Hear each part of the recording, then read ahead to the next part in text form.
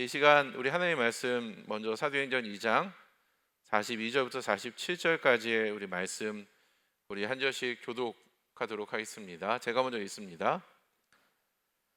그들은 사도들의 가르침에 몰두하며 서로 사귀는 일과 빵을 떼는 일과 기도에 힘썼다.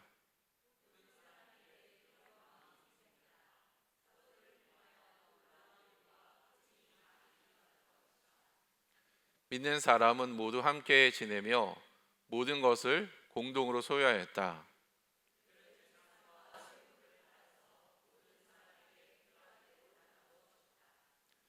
그리고 날마다 한 마음으로 성전에 열심히 모이고 집집이 돌아가면서 빵을 떼며 순전한 마음으로 기쁘게 음식을 먹고 찬양하였다.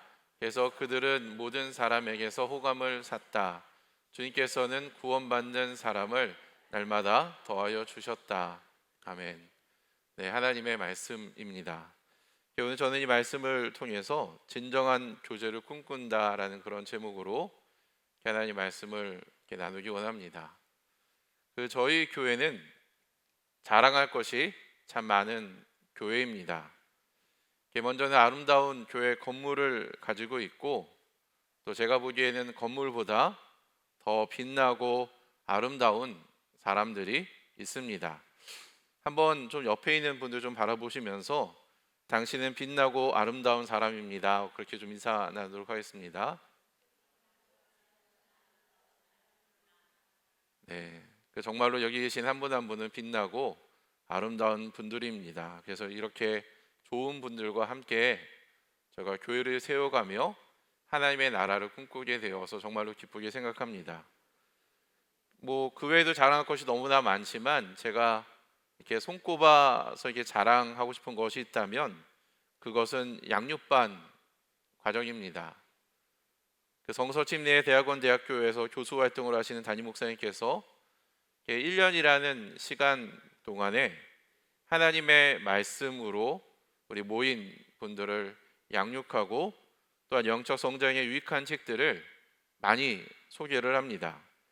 보통은 가장 아름다운 소식, 복음이나 헌금의 기쁨 등 저희가 기존에 이전 기수들이 읽었던 책들을 읽게 하는데 올해 새롭게 더해진 책이 있습니다.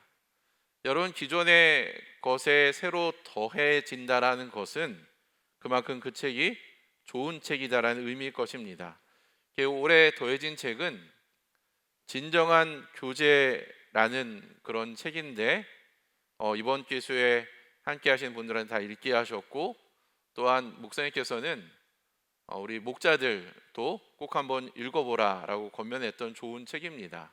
그래서 저도 한번 읽어보았는데 너무 책의 내용이 좋아서 한번 여러분들과 좀 나누고자 그 책의 내용을 바탕으로 좀 저희가 진정한 교제를 하려면 우리의 삶 가운데 어떤 것들이 변해야 되는가에 대해서 좀 이야기를 하고자 하겠습니다. 제가 초창기에 장년부 사역을 하면서 좀 놀랬던 것 중에 하나는 공동체 안에 친밀한 사람이 그렇게 많지 않다라는 것이었습니다. 여러분, 제 말을 오해하지 말길 바랍니다. 저희 교회 부서나 목장 모임은 분위기가 매우 좋습니다.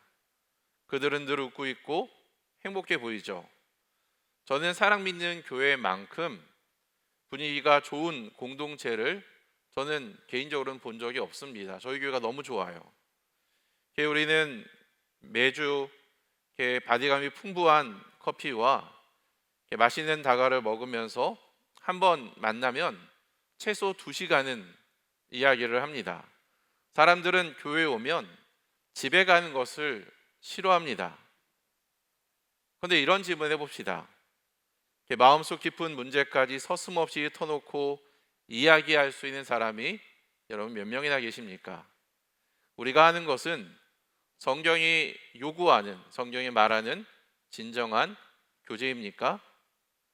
우리가 매주 다과를 먹으며 한 주간 있었던 일이나 즐거운 이야기를 나누고 있지만 그것이 성경이 우리에게 요구하는 진정한 교제가 아닐 수도 있다라는 것을 말하고 싶은 것입니다. 저는 저와 여러분이 진정한 교제를 했으면 좋겠습니다.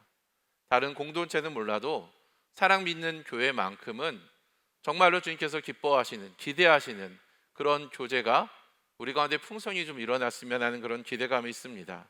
어떻게 하면 우리가 진정한 교제를 나눌 수 있을까요? 첫째는, 진정한 교제는 활동이 아니라 관계라는 것을 인식해야 됩니다. 우리가 부서나 목장 모임을 할 때 모여서 무엇을 먹고 어떤 활동을 하는가가 중요한 것이 아니라 먼저 올바른 관계를 맺어가야 된다라는 것입니다. 우리 요한일서 1장 3절 말씀 같이 한번 읽습니다. 시작. 우리가 보고 들은 바를 여러분에게도 선포합니다. 우리는 여러분도 우리와 서로 사귐을 가지기를 바라는 것입니다.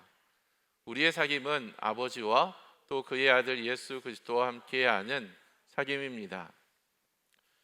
여러분이 본문에 의하면 진정한 교제는 우리가 모여서 어떤 활동을 하는 것이 아니라 하나님과 그의 아들 예수 그리스도와 함께하는 사귐, 곧 관계에 있습니다.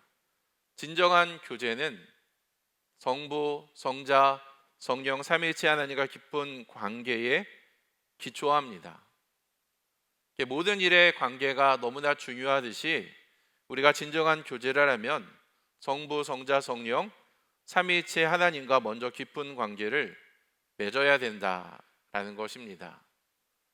그리고 이러한 수직적인 관계, 나와 하나님과의 관계는 수평적인 관계, 우리가 서로 상호 간의 관계의 영향으로 이어집니다. 하나님과 나와의 관계가 상호 간의 관계, 곧 우리의 교제로 이어진다라는 것입니다. 이처럼 성도 간의 이 관계는 하나님과의 관계와 분리해서는 생각할 수가 없습니다. 즉 진정한 교제를 원한다면 하나님께서 자신에 대해 우리에게 알려주신 내용을 우리가 다른 그리스도인들과 그것을 나누어야 된다라는 것입니다. 이를 통해 우리는 그들이 하나님을 더 잘 알 수 있도록 도우며 또한 그들로 하여금 하나님과의 교제를 더욱 깊고 풍성하게 하도록 우리가 인도할 수 있다라는 것이죠. 우리 사도행전 2장 42절 말씀 또 같이 한번 읽습니다. 시작. 그들은 사도들의 가르침에 몰두하며 서로 사귀는 일과 빵을 떼는 일과 기도에 힘썼다. 우리가 서로 사귀는 일, 곧 진정한 교제를 하려면 사도들의 가르침에 몰두해야 됩니다. 하나님의 말씀을 읽고 듣고 그것을 나누고 순종하는 것이 우리의 관계의 기초가 되어야 된다라는 것입니다. 가르침을 몰두하고 서로 사귀며 빵을 떼며 기도하는 일은, 이러한 이들은 동시적으로 일어날 수는 있지만 하나님의 말씀이 제외된 교제는 상상하기가 어렵습니다. 여러분, 이것이 오늘날 우리가 나누는 교제와 얼마나 다른지 한번 비교해 보십시오. 우리에게 익숙한 다가 교제에는 하나님의 말씀이 빠져 있기가 쉽습니다. 커피나 빵을 먹으면서 배우자나 또는 자녀 이야기 또는 운동이나 어떤 여가 이야기에 대해서 이야기를 하지만 하나님께서 성경 말씀을 통해 우리 각자에게 주신 그런 내용들 또는 각자의 삶에 역사하신 하나님의 역사에 대해서는 우리가 별로 나누지 않는다라는 것이에요. 만약 나눈다 하더라도 짧게 언급이 될 뿐 다른 이야기에 묻혀버리기가 십상입니다. 그런데 여러분, 이런 질문을 한번 해봅시다. 만약 우리의 교제 가운데 하나님의 말씀이 빠져 있다면, 우리가 하나님의 말씀에 몰두되어 있지 않다면 그러한 우리의 삶의 이야기가 우리의 죄의 문제를 해결할 수 있겠습니까? 삶에서 일어나는 수많은 유혹과 핍박과 시험으로부터 우리들의 삶의 이야기가 우리를 보호해 줄까요? 내 영혼의 깊은 갈망을 과연 그것들이 진정으로 우리에게 만족을 줄 수 있느냐라는 질문입니다. 이것이 우리가 하나님의 말씀에 몰두해야 되는 이유가 됩니다. 하나님의 말씀은 하나님의 감동으로 된 것으로 교훈과 책망과 바르게 함과 의로 교육하기에 유익합니다. 하나님의 말씀은 우리의 삶을 변화시키고 우리로 하여금 예수 그리스도를 닮은 자로 우리를 성장케 합니다.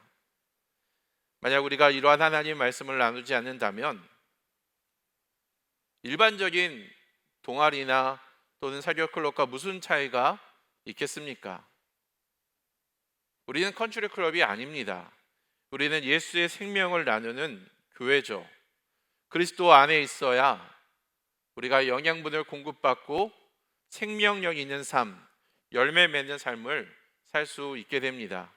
우리 요한복음 15장 5절 말씀 같이 한번 읽습니다. 시작.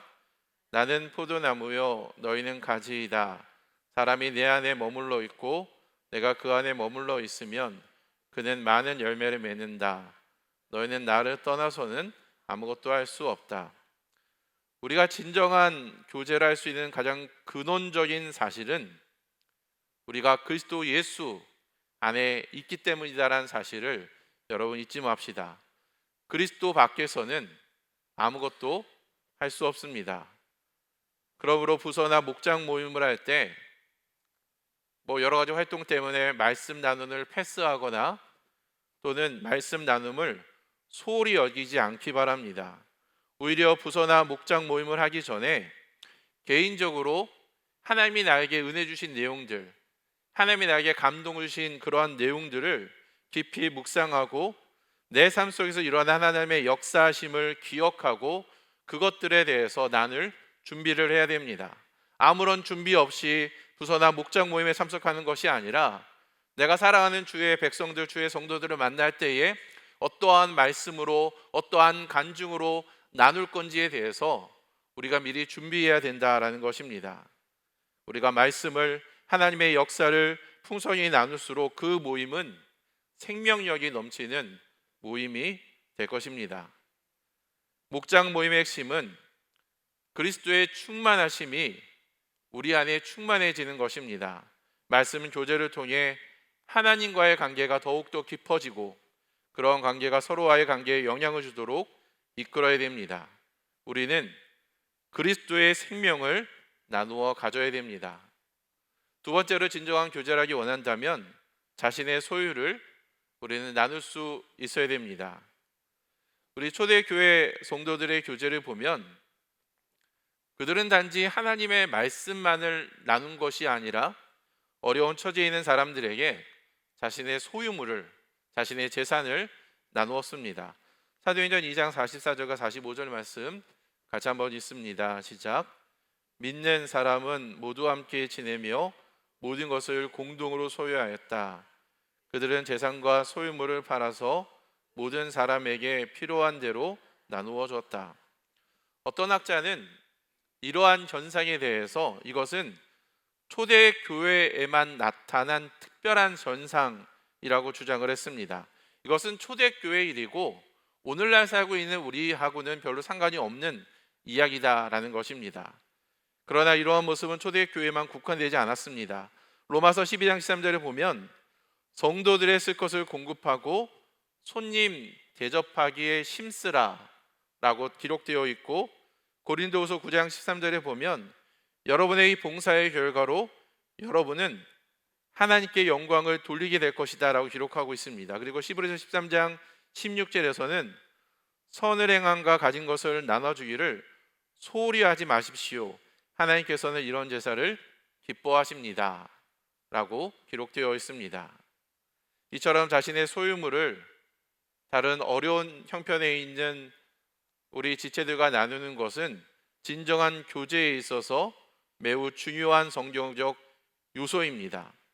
몸의 각 지체가 서로에 대해서 관심을 갖고 그 필요를 공급하는 것이 너무나 당연하듯이 우리는 서로의 필요에 관심을 갖고 그 필요를 공급할 수 있어야 됩니다.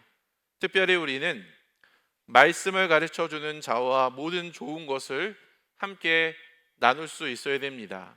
여러분 초대교회 모습을 보면 그들은 자신의 소유물을 팔아서 그것을 사도들의 발 앞에 놓으면 사도들은 그것으로 말미암아 복음 전하는 일에 집중하면서 각 사람에게 필요한 대로 그것을 나누어 주었다라고 기록하고 있습니다. 가르치는 자들의 물질적 필요를 돌아보는 것은 가르침을 받는 자들의 책임입니다.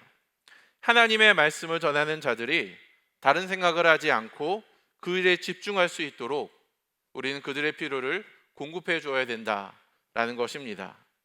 그리고 이러한 나눔을 선택 사항으로 간주하지 않도록 우리는 조심해야 됩니다. 예를 들어서 국내 개척교회나 해외 선교사님을 후원하는 것은 내가 해도 되고 하지 않아도 괜찮은 선택이라고 인식하는 것이죠. 그러나 여러분, 복음 전파나 선교지를 돕는 것은 선택 사항이 아닙니다. 그리고 우리가 마치 불의이웃을 돕는 것처럼 동정심을 가지고 그들을 불쌍히 여기는 마음으로 그들을 좀 내가 좀 도와주겠다라는 그런 마음으로 해서도 안 됩니다. 동정심이 아닌 하나님에 대한 순종이 그들의 이러한 나눔의 기본 동기가 되어야 됩니다. 이것은 하나님께서 명령하신 의무사항이며 유기체적 공동체 관계라는 교제의 본질에서 나옵니다.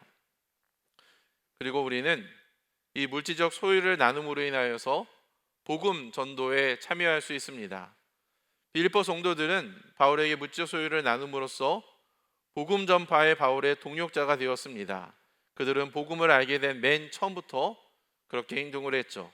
우리 빌립보서 4장 15절 말씀 우리 같이 한번 읽습니다. 시작.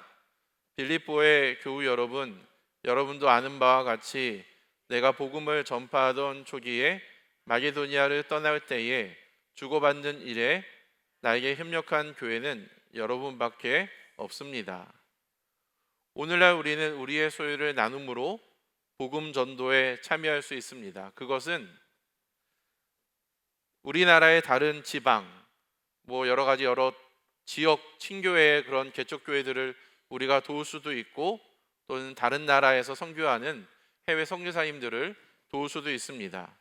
국내든 국외든 목회자나 선교사를 후원함으로써 우리는 우리가 투자한 것에 비례하여서 그 사역의 열매를 나누게 될 것입니다. 사역의 열매를 어떤 목사님이나 선교사님만 이렇게 누리는 것이 아니라 그 일에 물질적 나눔으로 함께 동참한 이들도 그 사역의 열매를 함께 우리가 누리게 되고 함께 기뻐하게 된다라는 것입니다. 저에게 홈페이지에 보면 매월 선교지 소식이 올라오고 있습니다. 특별히 우리는 사랑믿는 교회 1호 선교사님이신 우리 김인태 박주화 선교사님께서 복음 전도의 사역을 잘 감당할 수 있도록 그 필요들을 공급해 줄 필요가 있습니다. 우리 지난 청년 주일 때 우리 청년들을 후원하듯이 여러분 성령의 이끄심에 따라서 어떤 각 사역지의 필요에 대해서 민감하게 반응해 줄 것을 부탁드립니다. 그리고 그리스도인들뿐만이 아니라 비그리스도인들도 우리는 섬길 수 있어야 됩니다. 바울은 갈라디아서 6장 10절에서 기회 있는 대로 모든 이에게 착한 일을 하되 더욱 믿음의 가정들에게 하라라고 했습니다. 우리가 그리스도인들의 필요에 대해서 먼저 민감하게 반응을 해야 되지만 비그리스도인들의 필요를 무시하라라는 언급은 아닙니다. 그리스도인들만 대상으로 물질적인 도움을 주는 것은 성경적이지도 않고 또한 실제적이지도 않습니다. 우리가 효과적으로 복음 전도를 하려면 비그리스도인들의 필요에도 우리는 민감하게 반응할 수 있어야 됩니다. 그리고 세 번째로 진정한 교제는 공동체의 의식을 가지는 것입니다. 우리 로마서 12장 5절 말씀 우리 같이 한번 읽습니다. 시작. 이와 같이 우리도 여럿이지만 그리스도 안에서 한 몸을 이루고 있으며 각 사람은 서로 지체입니다. 우리 고린도전서 12장 26절과 27절 말씀도 함께 있습니다. 시작. 한 지체가 고통을 당하면 모든 지체가 함께 고통을 당합니다. 한 지체가 영광을 받으면 모든 지체가 함께 기뻐합니다. 여러분은 그리스도의 몸이요 따로따로는 지체들입니다. 성경은 우리에 대해서 한 몸 공동체이고 각 지체는 서로와 연결되어서 모든 것들을 공유한다라고 설명을 합니다. 좋은 일이 있으면 우린 서로 연결되어서 우린 함께 기뻐하고 우리 가운데 누군가가 슬퍼하거나 아파하는 일이 있다면 우리는 서로 연결되어서 그러한 슬픔과 그런 아픔도 우리는 공유할 수 있어야 된다라는 것이죠. 한 2주 전에 이성희 쌤의 어머니께서 소천하셨는데 정말로 많은 우리 성도님들이 함께 모여서 슬픔과 부활의 소망을 함께 나누었습니다. 첫째 날 위로 예배를 드리는데 정말로 그곳에 앉을 자리가 없을 정도로 꽉 찬 우리 성도님들의 그런 모습을 보면서 제 마음에 벅찬 감동이 밀려왔습니다. 제가 그랬다면 우리 유족들의 마음이 또 어떠했을까요? 그리고 그 자리에는 조문에 왔던 한 형제와 제가 잠깐 이야기를 하던 중에 그 형제가 주일에 일하는 문제 때문에 이직을 할까 고민을 하고 있었는데 마침 새로운 곳에 좋은 조건으로 취업을 해서 이제는 주일에도 일을 나가지 않고 예배에 나올 수 있게 되었다라는 말을 들었을 때에 얼마나 제가 그 자리에서 기뻐했는지 모릅니다. 여러분, 왜 우리가 이렇게 반응을 해야 될까요? 그것은 우리가 서로 연결되어 있고 모든 것을 공유하는 한 몸 공동체이기 때문입니다. 여러분, 만약 다리가 골절된다면 그것은 다리만의 문제일까요? 다리만 아픕니까? 그렇지 않죠. 다리가 골절되면 우리는 온몸으로 연결되어서 온몸이 함께 아파합니다. 그리고 우리가 좋은 음식을 먹으면 그 음식을 먹는 우리의 입만 즐거운가요? 그렇지 않죠. 우리가 좋은 음식을 섭취하게 되면 그것으로 말미암아 어떤 이뿐만 아니라 몸 전체가 함께 건강해지고 그것을 기뻐하는 것입니다. 우리는 이러한 공동체 의식을 가져야 됩니다. 이것은 놀라운 신비임이죠. 예수님은 사울이 그리스도인들을 박해할 때에 다메섹에서 사울아 사울아 내가 왜 나를 핍박하느냐 라고 사울에게 질문을 했습니다. 그런데 여러분, 사울을 핍박한 것은 예수가 아니라 예수의 제자들이었죠. 그런데 예수님은 제자들과 자신을 완전히 동일시함으로 제자들을 핍박한 건데 사울이 나를 핍박하였다라고 지금 이야기를 한 것입니다. 그런데 여러분, 우리는 다른 믿음의 가정에 어떤 문제가 생겼을 때에 마치 그것은 나와 상관이 없는 문제인 것처럼 말하는 어떤 그러한 모습들이 종종 있습니다. 가령 어떤 성도가 어떤 집사님이 죄에 빠지면 이렇게 이야기를 하죠. 또 사고 쳤어? 그 집사님은 성질을 좀 죽여야 돼. 그 아내도 문제야. 남편이 그렇게 행동한 데에는 다 이유가 있는 거야. 우리가 대놓고 그렇게 말을 하지 못하지만 우리가 서로 친한 사람들이나 가까운 사람들 또는 혼잣말로 이러한 말들을 우리가 한다라는 거죠. 여러분, 어떤 사람에게 문제 생기면 어떤 반응을 보이십니까? 성도에게 어떤 문제가 생기면 어떻게 반응하십니까? 비판과 정죄의 반응입니까? 뒤에서 수군거리시나요? 나 같으면 그렇게 안 할 텐데 하며 거룩한 척하며 교만을 그런 마음을 가지십니까? 만약 그렇게 한다면 그것은 성경적 교제를 실천하는 것이 아닙니다. 다리가 골절되면 팔은 다리를 비판하거나 다리를 정죄하지 않습니다. 함께 아파하며 부러진 다리가 하루라도 빨리 회복할 수 있도록 돕는 것이 팔의 역할이죠. 여러분, 갈라디아서 6장 2절 말씀 우리 같이 한번 읽겠습니다. 시작. 형제자매 여러분, 어떤 사람이 어떤 죄에 빠진 일이 드러나면 성령의 인도하심에 따라 사는 사람인 여러분은 온유한 마음으로 그런 사람을 바로 잡아주고 자기 스스로를 살펴서 유혹에 빠지지 않도록 조심하십시오.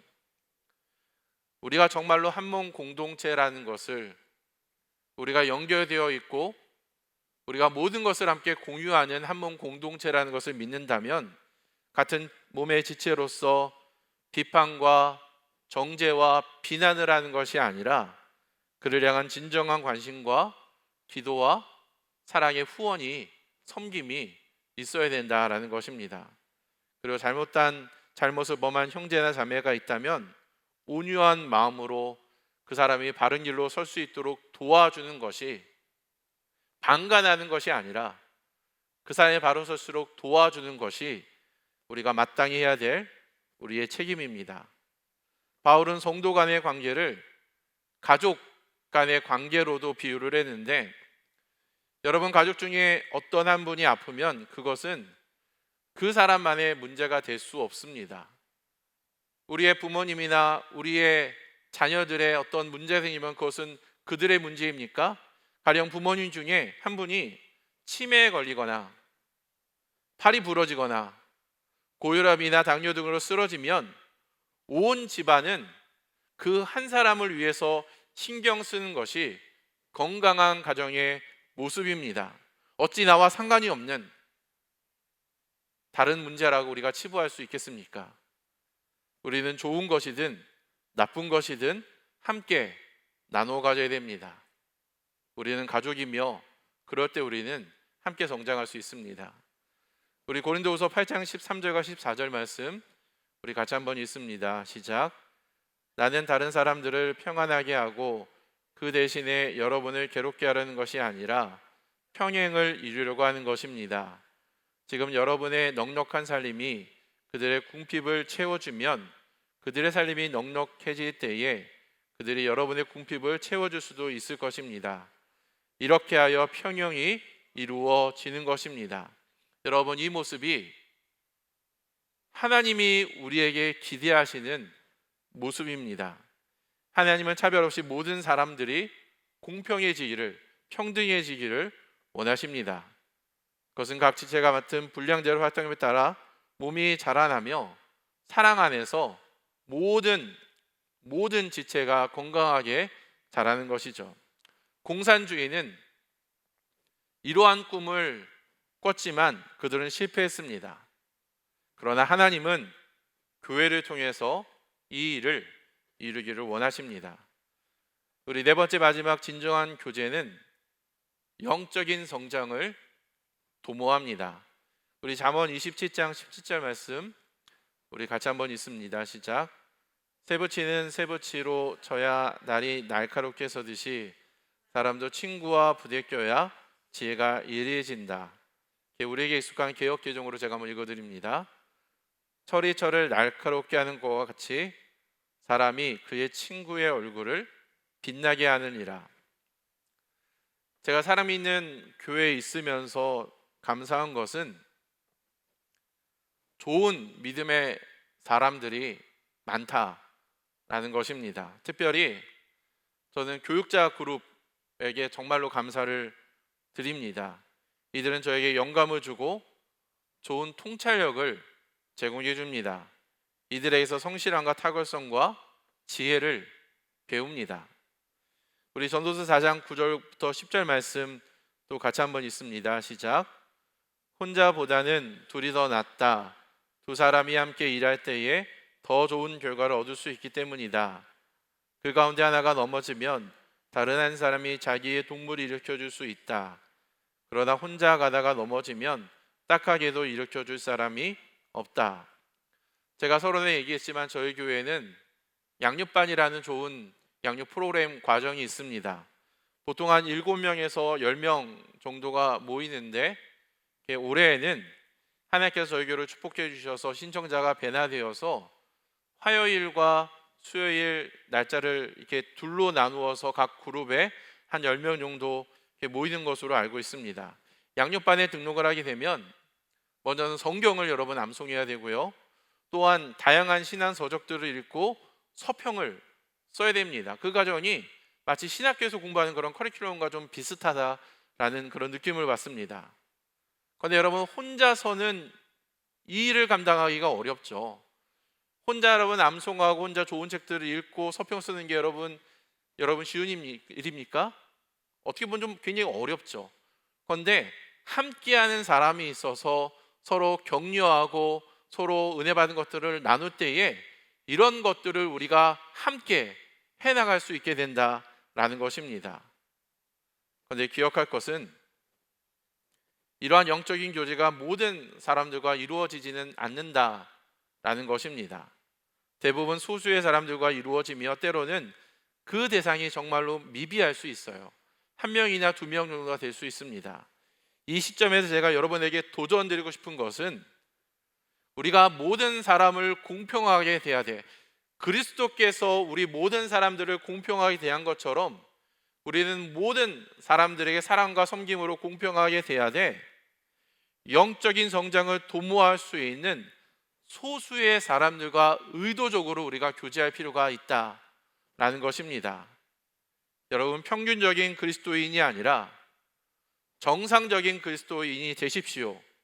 굳이 평균을 고려해야 된다면 여러분의 존재로 인하여서 그 영적인 평균이 낮아지는 것이 아니라 오히려 여러분의 존재로 인하여서 그 영적인 그 평균이 높아지는 자가 될 수 있도록 여러분 노력하고 그러한 사람들과 교제하기를 바랍니다. 우리의 교제는 단순히 우리가 먹고 놀고 나누는 어떤 이런 사교적인 모습을 넘어서 우리는 서로에게 성장을 도모해 주는 마치 다윗과 요나단과 같은 그런 좋은 믿음의 우리가 파트너가 되어야 될 줄 믿습니다. 오늘 저희는 진정한 교제가 무엇인지 함께 살펴보았습니다. 진정한 교제는 활동이 아니라 관계라는 것을 우리는 인식해야 됩니다. 특별히 하나님과의 관계에 여러분 깊이 연합하고 거기서 받은 은혜들을 여러분의 어떤 부서나 목장에서 나눌 수 있도록 여러분 준비하기 바랍니다.